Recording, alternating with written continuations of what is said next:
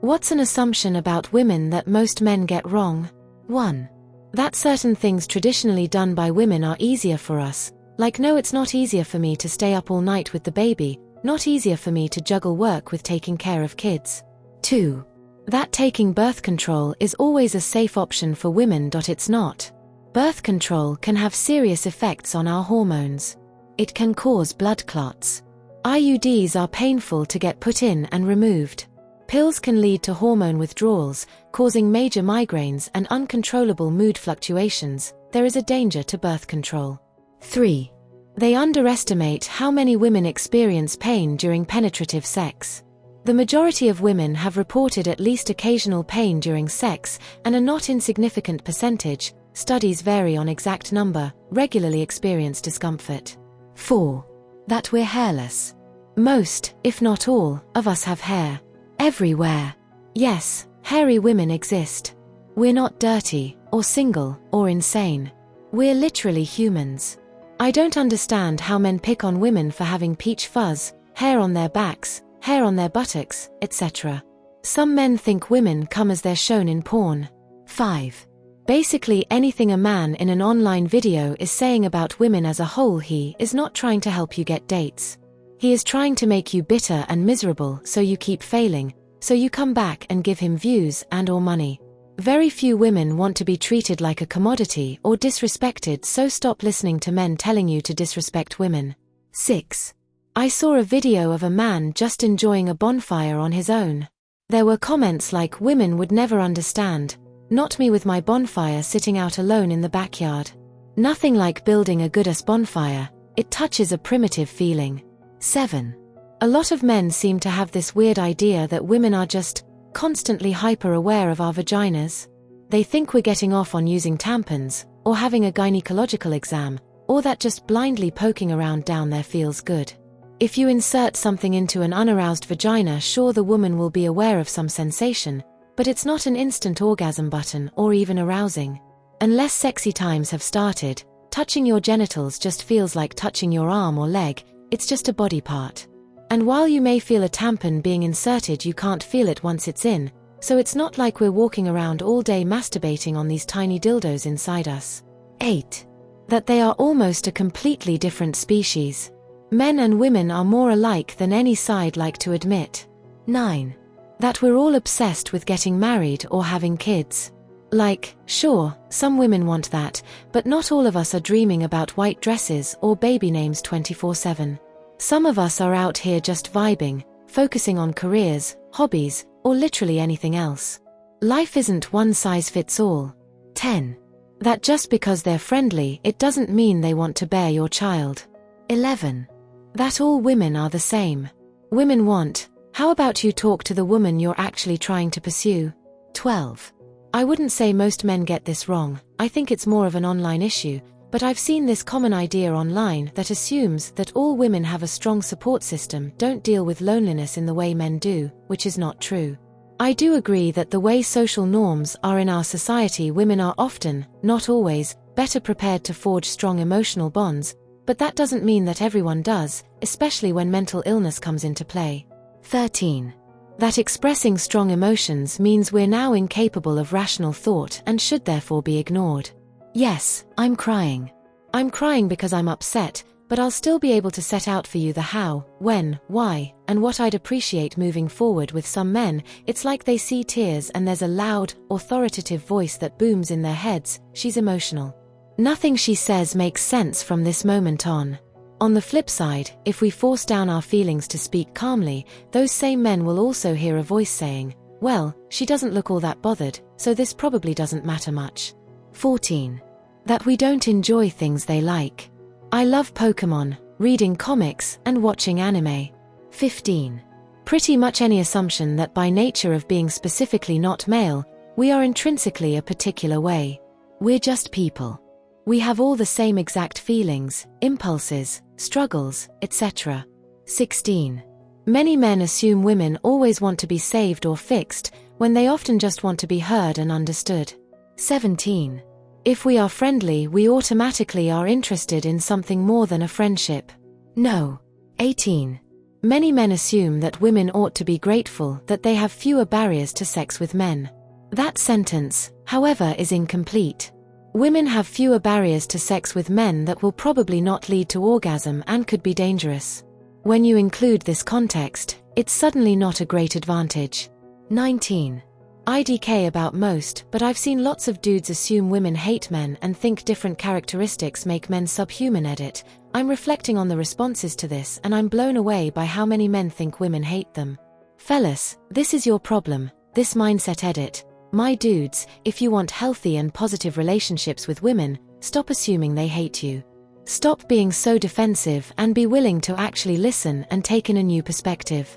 This will make you much more appealing for a relationship than your height or looks or any other feature you think is holding you back.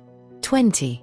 It's commonly believed that women are more inclined to discuss their issues and go over every detail.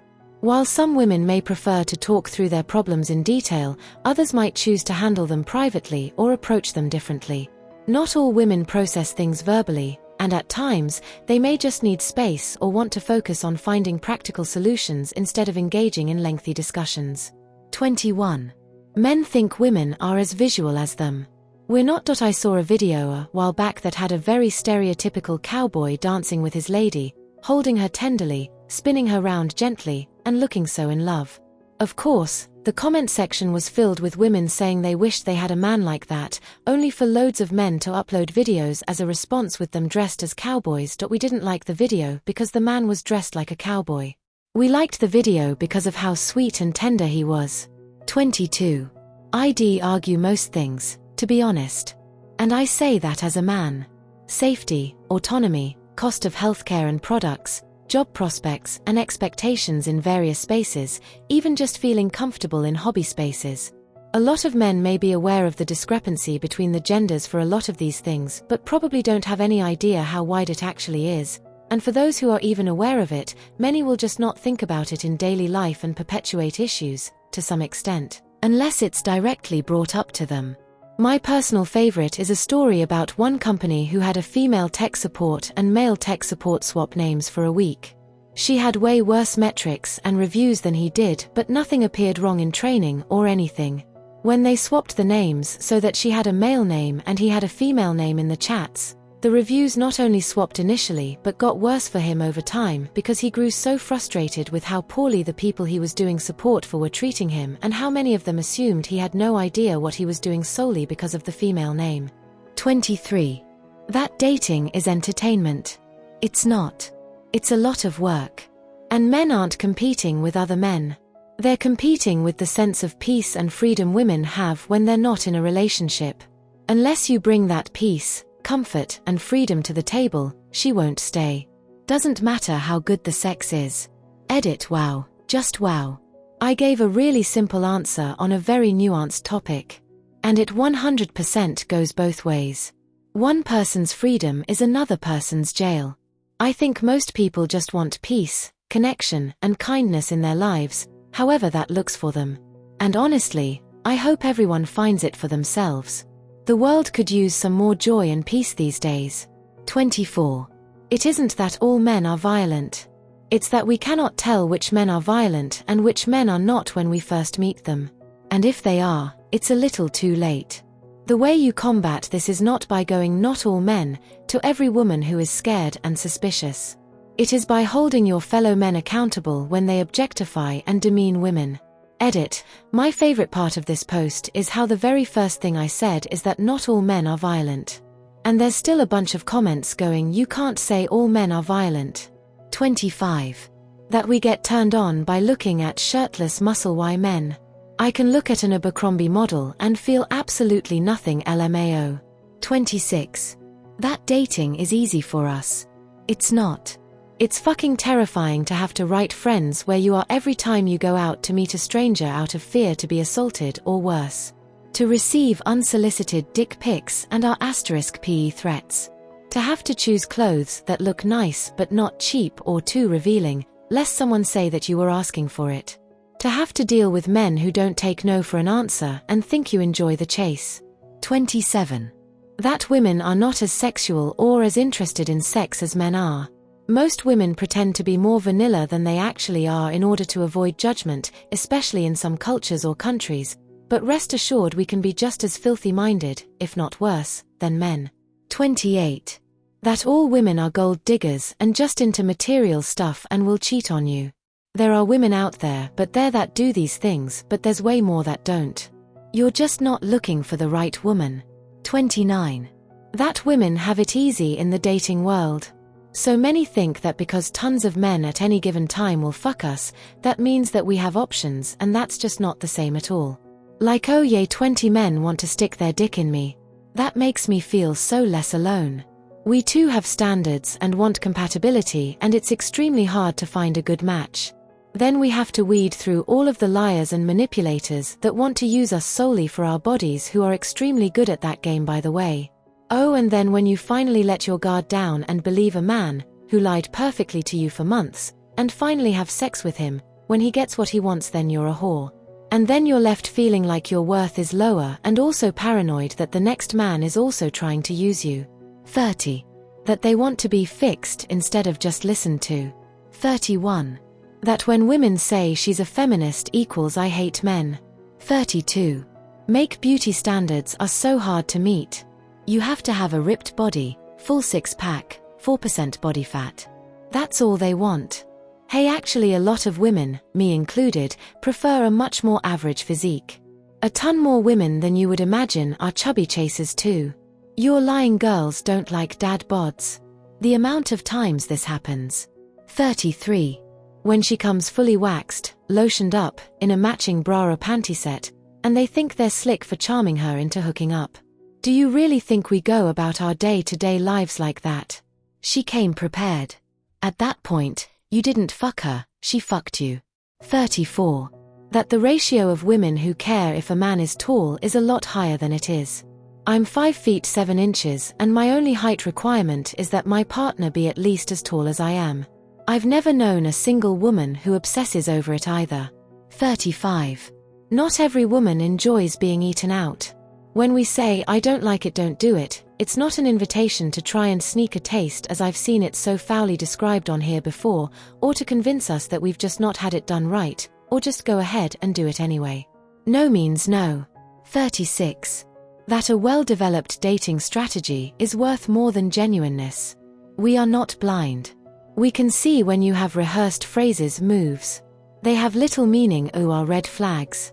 While a genuine stumbling upon your words when you find us beautiful is priceless. 37. That women hold emotional grudges. Some do, but I'm talking about a very specific misunderstanding. In conversations with other women, it seems like we can both acknowledge things that we have done wrong and use it to talk about growth. Whereas with some men sometimes, they think we are bringing old things up BC, we can't let go of the past. Or are telling them they are wrong and are just nags. It's very interesting how differently men and women communicate. Also, actions don't exist in a vacuum. If I'm bringing something up, it's because it related to the present somehow, not because I keep a list of everything you have done wrong and am waiting to spring on you. 38. That they need to be convinced, persuaded to have sex. They want to have sex, they get horny, they can initiate. They may not want it with you, but they want to have sex. 39. That women don't talk to each other, and that we won't look at you differently if we learn that you are friends with someone who is abusive or unsafe. We are big on community. Also, if you are comfortable being friends with someone who would rape or hit someone, we would be stupid not to think about that when determining if you are safe to date, marry, generally be around.